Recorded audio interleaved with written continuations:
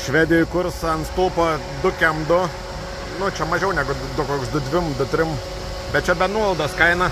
Čia vien žiūrovs vis sako, kad čia Švedijai brangiau. Bet nebrangiau yra. Šiaip eurus 8 gaunas su PVM-u. Tiek metus dar 25% PVM-u. Po eurą kem 7 man čia dienos kaina gaunas be PVM-u. Va, tai vos net 20 centų pigiau. Va, tai kadangi kurs toks brangus, nepamirštam įsipilt ekonomijos hadą.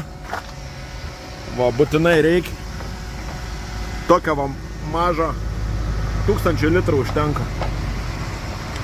Va, iš karto sumažinsim kuro sąnaudas brangaus, tai nauda didėja.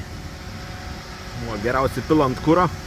Šito buteliuko ant 1000 litrų užtenka, aš dabar čia vieną baką pilsiu tik, kad nepavoktų. Tai va, tai daug nepilu. Tai pusę įpilsiu, dar kitam kartui pusę liks.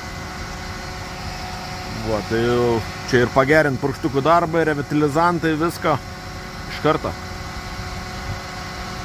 Pusę bakelį įpilsiu. Čia turbūt neturi reikšmės labai čia tikslums tas didelis.